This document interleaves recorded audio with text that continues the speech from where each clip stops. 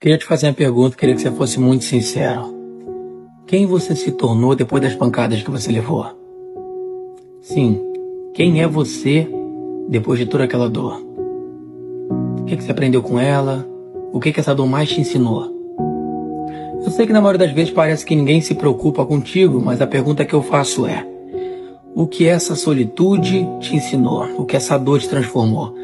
Quem literalmente é você depois dela? Tem gente que usa a dor para se transformar numa pessoa ruim. Outras usam a dor para se transformar na pessoa melhor. E a pergunta que eu te faço é: essa dor deixou você melhor ou pior? Se você usa a dor para se transformar na pessoa pior, você se tornou pior do que a pessoa que deixou você assim. Se você usa a dor para se fortalecer, então você aprendeu o sentido da vida. Dores vêm para te ensinar. A todo momento, a todo vapor. Por isso eu te pergunto: quem você é depois da dor?